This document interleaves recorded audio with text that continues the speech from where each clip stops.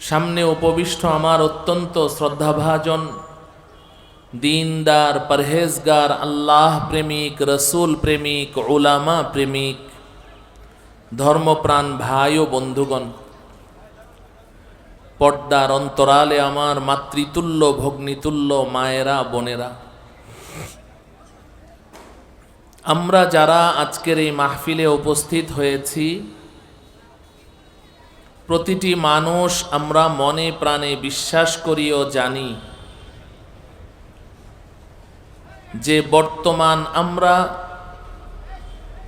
যেই জগতে বসবাস করছি, বাস্তবিক অর্থে আমরা একজনও এই জগতের বাসিন্দা নই। আমাদের আসল বাড়ি, আসল ঠিকানা এই দুনিয়ার জগৎ নয়। কারণ কিছুদিন আগেও আমরা এই জগতে ছিলাম না, আবার কিছুদিন পরেও কিন্তু আমরা এই জগতে থাকব না। যেহেতু এক সময় ছিলাম না, আবার এক সময় থাকবও না, অতএব নিশ্চিত করে বলতে পারি এই দুনিয়ার জগৎ এটা আমাদের আসল ঠিকানা নয়, এটা আমাদের সর্বশেষ ঠিকানা নয়।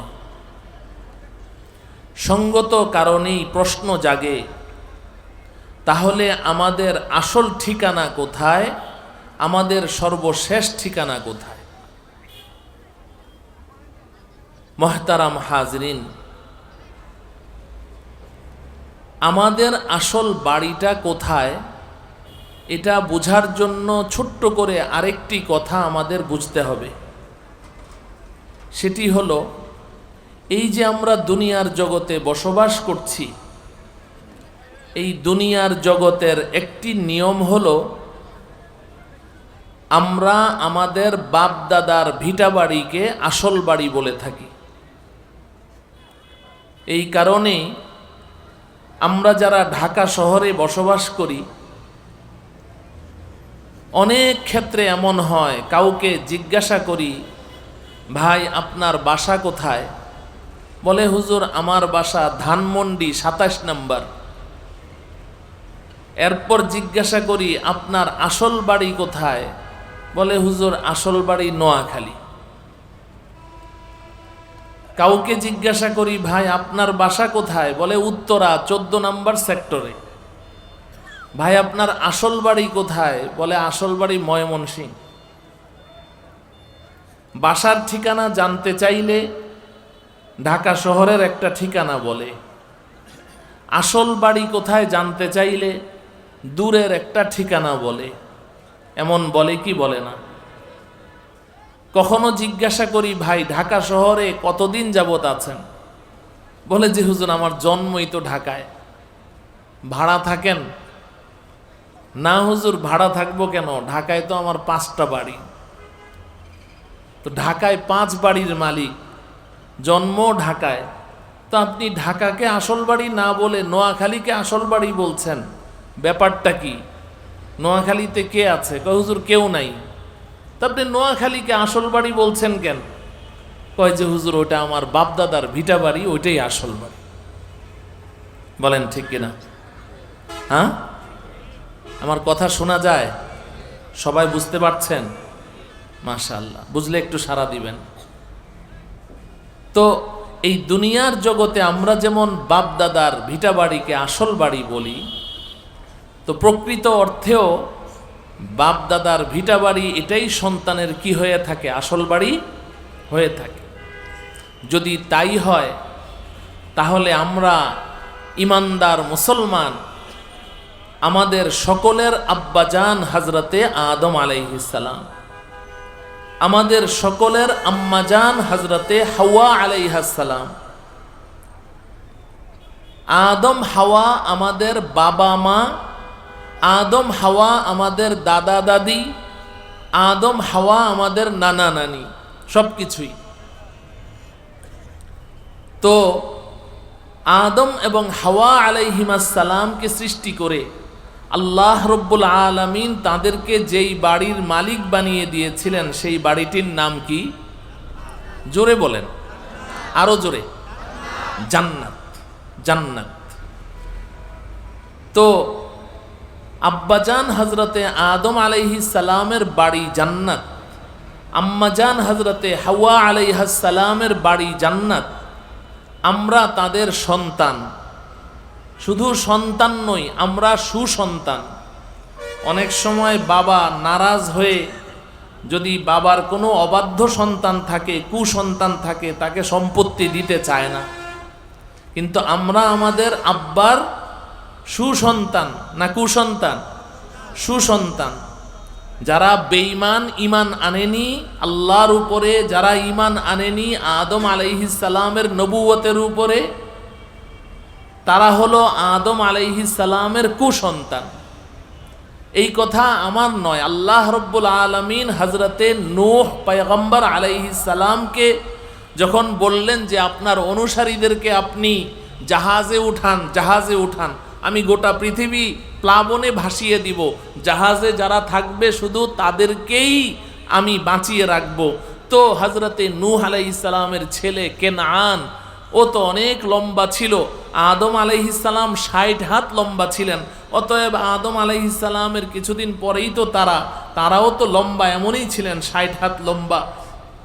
তো পানি আসছে আর কেনআন ওই পানির মধ্যেই হাঁটছে, হাঁটু পর্যন্ত হলো, কোমর পর্যন্ত হলো কেনআন, এরপরে বুক পর্যন্ত।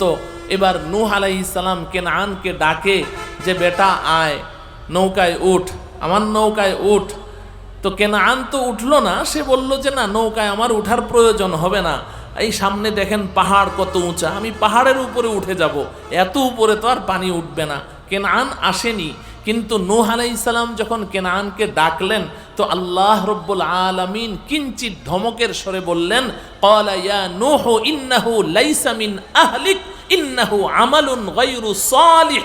এই নূহ, আপনি কেনআনকে জন্ম দিয়েছেন বটে, আপনি কেনআনের জন্মদাতা পিতা বটে, কিন্তু কেনআন যেহেতু আপনার উপর ঈমান আনেনি এবং আমাকেও অস্বীকার করেছে, আমি আল্লাহ এ কথা বলছি যে সে আপনার সন্তান হওয়া সত্ত্বেও, আপনি তার জন্মদাতা পিতা হওয়া সত্ত্বেও আমি আল্লাহ ঘোষণা দিচ্ছি ইন্নাহু লাইসা মিন আহলিক, ও আপনার সন্তানই না, আমি আল্লাহ আপনার সন্তান বলে তাকে স্বীকৃতিই দিচ্ছি না। নাউজুবিল্লাহ পড়েন। তো তাহলে আদম আলাইহিস সালাম, হাওয়া আলাইহাস সালাম আমাদের আব্বা আম্মার বাড়ি জান্নাত, আমরা তাদের সুসন্তান। আলহামদুলিল্লাহ আমরা ঈমান এনেছি, এজন্য আমরা সুসন্তান। তাহলে বাপদাদার ভিটা বাড়ি যদি সন্তানের আসল বাড়ি হয়, এবার বলুন তো দেখি প্রতিটা ঈমানদার মুসলমানের আসল বাড়ির নাম কি? জোরে বলেন। হ্যাঁ, এত তালিবুল ইলম থাকতে আওয়াজ এত ছোট কেন? জান্নাত। কারণ যেই জায়গায় বয়ান করতে বসেছি এটা বড় ভয়ঙ্কর জায়গা, একটু পরে পরে গাড়ির হর্ন শোনা যায়। তো ওই আওয়াজের চেয়ে আমাদের আওয়াজটা আরো উঁচু না হলে তো বুঝাই যাবে না, ঠিক কিনা বলেন? হ্যাঁ, তো তাহলে আমাদের প্রত্যেকের আসল বাড়ি কোথায়? জান্নাত। জান্নাত আমাদের আসল বাড়ি। আমরা জান্নাতে ছিলাম এবং ইনশাআল্লাহ জান্নাতেই যাব। ইনশাআল্লাহ জান্নাতেই যাব, ছিলামও জান্নাতে, যাবও কোথায়? জান্নাতে ইনশাআল্লাহ। এখন জান্নাত আমাদের আসল বাড়ি, এটা তো বুঝলাম। এখন এই জান্নাতের বাড়ি, এটা যে আমাদের আসল বাড়ি, এটা আমাদের সর্বশেষ গন্তব্যস্থল। এই আসল বাড়িতে যেহেতু আমাকে যেতেই হবে, বাড়িতে যেতে হলে, গন্তব্যস্থলে পৌঁছতে হলে, গন্তব্যস্থল পর্যন্ত পথ চেনা লাগবে কিনা? হ্যাঁ, পথ না চিনলে কি বাড়িতে পৌঁছা যাবে? না, পথ না চিনলে বাড়িতে পৌঁছা যাবে না। আপনি পথ হারিয়ে ফেলার সমূহ সম্ভাবনা রয়েছে। অতএব গন্তব্যস্থল পর্যন্ত পৌঁছতে হলে, শেষ ঠিকানা পর্যন্ত পৌঁছতে হলে, আসল বাড়িতে যাওয়ার ইচ্ছা থাকলে আমাকে বাড়ির রাস্তা এবং পথ চিনতে হবে। তো আমাদের আসল বাড়ির নামটা আরেকবার বলেন কি? জান্নাত। অতএব জান্নাত নামের এই বাড়ি পর্যন্ত পৌঁছতে হলে জান্নাতের বাড়ির পথ ধরে আমাকে চলতে হবে, ঠিক কিনা বলেন? এই যে আমি আজকে ডাউটিয়া মাদ্রাসায় আসলাম, এখন এই ডাউটিয়া মাদ্রাসা আমার গাবতলী থেকে এই যে সোজা যে পথ নাক বরাবর সোজা বাস চলতে থাকলাম, আমি এই পথে না এসে আমি যদি উল্টা দিকে চলতে থাকতাম তাহলে আমি এতক্ষণে এই ডাউটিয়া মাদ্রাসায় না এসে হয়তোবা মাদানীনগর মাদ্রাসায় চলে যেতাম ওই যাত্রাবাড়ির পরে। ঠিক কিনা বলেন? তা আমি কি এখানে পৌঁছতে পারতাম না আরো দূরে সরে যেতাম? দূরে সরে যেতাম। তো আমি যদি আমার গন্তব্যস্থল পর্যন্ত পৌঁছতে চাই, গন্তব্যস্থলের পথ ধরেই আমাকে চলতে হবে। আমি যদি অন্য কোনো পথ ধরে চলতে থাকি তাহলে আমি বাড়িতে পৌঁছতেই পারবো না। আল্লাহ রব্বুল আলামিন আমাদের সকলকে আমাদের আসল বাড়ি জান্নাতের পথ ধরে চলার তৌফিক দান করুন। এখন প্রশ্ন হলো, আমার বাড়ির পথ, এই পথের নাম কি? এই পথের পরিচয় কি? দেখেন, আমাদের দেশে বড় বড় যে সমস্ত মহাসড়কগুলো আছে, অনেক সড়কেরই নাম আছে। নাম আছে না? সড়কের নাম আছে। এই যে পদ্মা সেতু হওয়ার পরে, পদ্মা সেতুর ওই পারে আমি কখনো মাহফিলে যেতাম না, কদাচিৎ কখনো, যেহেতু একাধিক মাদ্রাসায় সবক পড়াই, জিম্মাদারিটা বেশি। আবার আমার বাবা অসুস্থ, বিছানায় পড়ে আছেন আজকে 18 বছর। আল্লাহ রব্বুল আলামিন যেন তাকে সুস্থ করে দেন, সবাই বলেন আমিন। 18 বছর উনি সাহেবে ফেরাস, পেশাব পায়খানা সব বিছানায়। আমার আম্মা দুনিয়া ছেড়ে চলে গেছেন। একদিকে বাবার খেদমত, একদিকে বহু এই মাদ্রাসার দর্শ। তো দূরে যাই না। তো পদ্মা সেতু হওয়ার আগে ওই পারের লোকদেরকে আমি দাওয়াত দিলেই বলতাম, ভাই সেতুটা হোক তারপরে যাবনি, সেতুটা হোক তারপরে যাব। এখন সেতু হওয়ার পরে এখন এই কাজা কাফারা সহ আদায় করতে হচ্ছে। তো যখন সেতু হয়ে গেল, এবার এই সেতুর দিকে যাওয়া শুরু করলাম। তো যাত্রাবাড়ি ফ্লাইওভারের আগে আমি লেখা দেখলাম আপনার, না যাত্রাবাড়ি না, ওই সেতুর দিকে যখন যাচ্ছি, সেতুর দিকে, পদ্মা সেতুর দিকে, তো যাওয়ার সময় একটা বড় একটা সাইনবোর্ড দেখলাম, জাতির জনক বঙ্গবন্ধু শেখ মুজিবুর রহমান সড়ক, সড়কের নাম। আলহামদুলিল্লাহ, এই গত সপ্তাহে গেলাম, যাওয়ার সময় দেখলাম লেখা আছে জাতির জনক হজরতে ইব্রাহিম আলাইহিস সালাম সড়ক। আলহামদুলিল্লাহ বলেন, ওই জায়গাটায় লেখা আছে। তো এক একটা সড়কের এক একটা নাম আছে না নাই? হ্যাঁ, সড়কের নামটা জানা থাকলে ওই সড়ক ধরে চলতে আরো সহজ হয়, ঠিক কিনা? তো এখন আমাদের বাড়ি জান্নাত, এই জান্নাতের সড়কের নাম কি? এই জান্নাতের সড়কের নামটা মুখস্থ করেন, সবারই মুখস্থ আছে। জান্নাতের সড়কের নাম হলো সিরাতে মুস্তাকিম। বলেন, জান্নাতের সড়কের নাম কি? সিরাতে মুস্তাকিম। বলেন, নাম কি? সিরাতে মুস্তাকিম। এটা হলো জান্নাতের সড়কের নাম। এই সিরাতে মুস্তাকিম নামের এই সড়ক ধরে যে চলতে থাকবে, এক সময় সে সোজা তার আসল বাড়ি জান্নাতে পৌঁছে যাবে। আচ্ছা বলেন তো দেখি, এই সিরাতে মুস্তাকিম ধরে চলা, এটা কি আমার আপনার ক্ষমতায় চলতে পারবো নাকি আল্লাহর দয়ায়? কেউ চাইলে কি নিজের ক্ষমতায় সিরাতে মুস্তাকিমের উপরে চলতে পারবে? নিজের যোগ্যতায় চলতে পারবে? নিজের শক্তি এবং ক্ষমতায় চলতে পারবে না। কি লাগবে? আল্লাহর দয়া লাগবে। আল্লাহ পাক যাকে তৌফিক দিবেন সেই সিরাতে মুস্তাকিম ধরে চলতে পারবে। আর যাকে আল্লাহ তৌফিক দিবেন না, তার যতই যোগ্যতা থাক না কেন, যতই পড়াশোনা থাক না কেন, যতই জানাশোনা থাক না কেন, যত বড় আলেম মুফতি মুহাদ্দিস হয়ে যাক না কেন, কিংবা একজন বিশ্ব আমির হয়ে যাক না কেন, কিন্তু সিরাতে মুস্তাকিম ধরে চলতে হলে আল্লাহর তৌফিক লাগবে। যদি তৌফিক না থাকে তাহলে বিশ্ব আমির হয়েও সিরাতে মুস্তাকিম থেকে ছিটকে পড়ে যেতে পারে। কি লাগবে? আল্লাহর তৌফিক লাগবে। এই কারণে আল্লাহ রব্বুল আলামিন আমাদেরকে একটা দোয়া শিখিয়ে দিয়েছেন। একটা দোয়া শিখিয়েছেন যে বান্দা, তুমি আমার কাছে এই দোয়াটা করো। সেই দোয়াটা কি? ইহদিনাস সিরাতাল মুস্তাকিম। এটা দোয়া না? ইহদিনাস সিরাতাল মুস্তাকিম। ও আল্লাহ, আপনি আমাকে জান্নাতের মহাসড়ক সিরাতে মুস্তাকিমের উপরে চলার তৌফিক দান করেন। এই দোয়াটা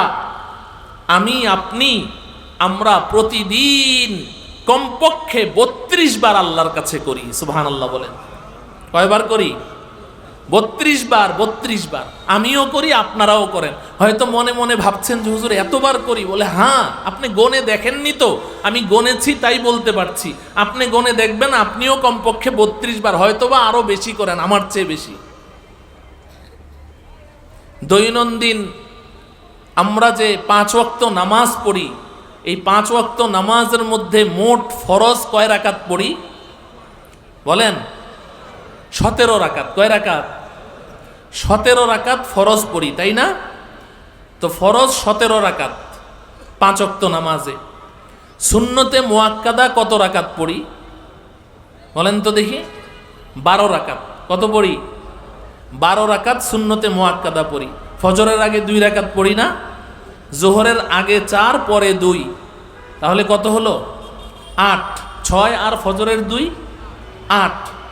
এরপরে মাগরিবের পরে 2, কত হলো? 10। এশার পরে 2, কত হলো? 12। তাহলে 12 রাকাত সুন্নতে মুআক্কাদা পড়ি। 17 আর 12 কত হলো? কথা বলেন। 29। কত হলো? 29। ভিতরের নামাজ কয় রাকাত পড়েন? হ্যাঁ না 1 রাকাত? 3 রাকাত পড়েন। আচ্ছা, মাশাআল্লাহ। তাহলে কয় রাকাত হলো?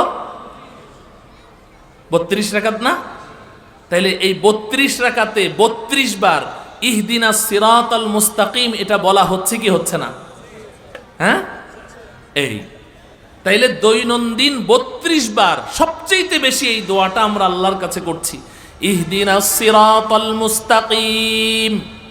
ওগো আল্লাহ, আপনি আমাদেরকে জান্নাত আমাদের আসল ঠিকানা, চিরস্থায়ী ঠিকানা, বাপদাদার বাড়ি, আমাদের পৈতৃক সম্পত্তি, জান্নাত আমাদের পৈতৃক সম্পত্তি। সুবহানাল্লাহ বলেন। পৈতৃক সম্পত্তি এই শব্দটাও আমার নয়, বানানো নয়, কোরআনে কারীমে আল্লাহ পাক বলেছেন, ওয়াতিলকাল জান্নাতুল্লাতী উরিসতুমুহা বিমা কুনতুম তা'মালুন। আল্লাহ পাক যখন আমাদেরকে জান্নাতের বাড়ি দিয়ে দিবেন না, দেওয়ার পরে আল্লাহর পক্ষ থেকে এই ঘোষণা আসবে, এই জান্নাতীরা, এই জান্নাতের বাড়ি তোমাদেরকে পৈতৃক সম্পত্তি হিসেবে দিয়ে দেওয়া হয়েছে। উরিসতুমুহা মিরাস হিসেবে দেওয়া হয়েছে। মিরাস মানে কি? পৈতৃক সম্পত্তি। তো তাহলে আল্লাহ পাকের কাছে দোয়া করছি, ওগো আল্লাহ, জান্নাত আমার বাপদাদার বাড়ি, আমার পৈতৃক সম্পত্তি, আমার আসল বাড়ি, শেষ ঠিকানা। আমি যেন আমার আসল বাড়ির পথ ধরে চলতে পারি, আর ওই পথের নাম সিরাতে মুস্তাকিম। অতএব আপনি আমাকে সিরাতে মুস্তাকিম নামের এই মহাসড়ক ধরে চলার তৌফিক দান করুন। আল্লাহ রব্বুল আলামিন আমাদের সকলকে এই সিরাতে মুস্তাকিম নামের জান্নাতের এই মহাসড়ক ধরে চলার তৌফিক দান করুন। এখন প্রশ্ন হলো, আল্লাহ পাক তো সিরাতে মুস্তাকিম মহাসড়কের নাম তো বলে দিলেন, কিন্তু এখন এই মহাসড়ক ধরে চলতে হলে আমার ওই মহাসড়কটা চিনতে হবে কি চিনতে হবে না? নাম জানলাম, কিন্তু সেই সিরাতে মুস্তাকিম কোনটা, কোন দিকে? এই সিরাতে মুস্তাকিম কি আপনাদের ওই যে লম্বা লম্বা মোবাইলে গুগলে সার্চ দিলে আসবে নাকি? না, এটা তো জানা লাগবে। আল্লাহ তো বলে দিলেন সিরাতে মুস্তাকিম।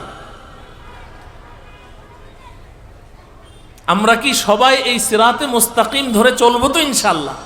না হলে তো বলে কোনো লাভ নেই। আচ্ছা, এবার বলুন তো দেখি, জান্নাত সৃষ্টি করেছেন কে? কে তৈরি করেছেন? তাইলে এই জান্নাতের মহাসড়ক সিরাতে মুস্তাকিম এটা সবচেয়ে ভালো চিনেন কে? কথা বলে না, নাকি আমি আপনি ভালো চিনি? হ্যাঁ, কোনো মানুষ আল্লাহর চেয়ে ভালো চিনে? তো তাহলে আল্লাহ রব্বুল আলামিন সিরাতে মুস্তাকিমের যেই পরিচয়টা দিবেন, এর চেয়ে ভালো কোনো পরিচয় কেউ দিতে পারবে? এবার আল্লাহ রব্বুল আলামিন সিরাতে মুস্তাকিমের পরিচয় দিচ্ছে, খুব ভালো করে বুঝেন। সিরাতে মুস্তাকিম কোনটা আল্লাহ বলে দিচ্ছেন। পরের আয়াতেই বলে দিচ্ছেন, সূরাতুল ফাতিহার পরের আয়াতেই বলে দিচ্ছেন। আমি তো 5, 6 আর 7 নম্বর আয়াত তেলাওয়াত করেছি, তাই না? সূরাতুল ফাতিহায় মোট আয়াত কয়টি? 7টি। বলেন কয়টি? আমি 5, 6 আর 7 তেলাওয়াত করেছি। তো 5 নম্বর আয়াতে আল্লাহ পাক আমাদেরকে দোয়া শিখিয়েছেন, ইহদিনাস সিরাতাল মুস্তাকিম। আল্লাহ, আপনি আমাদেরকে আমাদের আসল বাড়ি জান্নাতের পথ সিরাতে মুস্তাকিম ধরে চলার তৌফিক দেন। এখন প্রশ্ন হলো, সিরাতে মুস্তাকিমটা কি? আল্লাহ পাক চিনিয়ে দিচ্ছেন 6 নম্বর আয়াতে। আল্লাহ বলেন, সিরাতাল্লাযীনা আন'আমতা আলাইহিম। খুব ভালো করে বুঝেন, যদি আমার কথাগুলো আজকে বুঝে আসে তাহলে হাজারো ফিতনা থেকে বেঁচে থাকতে পারবেন। আল্লাহ আমাদেরকে বুঝার তৌফিক দান করেন। তো আল্লাহ রাব্বুল আলামিন এবার সিরাতে মুস্তাকিমের পরিচয় বলে দিচ্ছেন, সিরাতাল্লাযীনা আন'আমতা আলাইহিম। আমার সাথে একবার পড়েন, সিরাতাল্লাযীনা আন'আমতা আলাইহিম। আছে না নাই? দোয়াটা করেন তো, কিন্তু এটা অর্থ কি? হে আল্লাহ, ইহদিনাস সিরাতাল মুস্তাকিম, আমাকে জান্নাতের পথ সিরাতে মুস্তাকিম ধরে চালান, সিরাতে মুস্তাকিমের উপরে আমাকে পরিচালিত করেন। এখন সিরাতে মুস্তাকিম কি? আল্লাহ বলছেন, সিরাতাল্লাযীনা আন'আমতা আলাইহিম। ও আল্লাহ, জান্নাতের পথ সিরাতে মুস্তাকিম ওই পথ যেই পথের পথিকদেরকে আপনি পুরস্কৃত করেছেন। তরজমা ঠিক আছে তো? অনুবাদ ঠিক আছে কিনা? এটা অনুবাদ তো আপনারা জানেন। সিরাতাল্লাযীনা আন'আমতা আলাইহিম অর্থ কি? যেই পথের পথিকদেরকে আপনি কি করেছেন? পুরস্কৃত করেছেন। আপনার পুরস্কার প্রাপ্ত, আপনার নির্বাচিত, আপনার বাছাইকৃত, আপনার পছন্দের বান্দাদের পথে আমাকে চালান। তারা যেই পথে চলছে ওই পথটাই সিরাতে মুস্তাকিম। তারা যেই পথ ধরে চলছে ওটাই জান্নাতের পথ। অতএব আমাকে তাদের পেছনে পেছনে চালান, আপনার পুরস্কার প্রাপ্ত বান্দাদের পেছনে পেছনে চালান, আপনার নির্বাচিত বাছাইকৃত বান্দাদের পেছনে পেছনে চালান। তারা আপনার পুরস্কৃত বান্দা, অতএব তারা যেই পথে চলছে আমি ওদের পেছনে পেছনে চলতে চাই, কারণ তারা চলতে চলতে এক সময় সোজা জান্নাতে ঢুকে যাবে। আমিও তাদের পেছনে পেছনে চলতে চলতে এক সময় সোজা আমার আসল বাড়ি জান্নাতে ঢুকে যাব। এই হচ্ছে এই আয়াতের অর্থ, সিরাতাল্লাযীনা আন'আমতা আলাইহিম।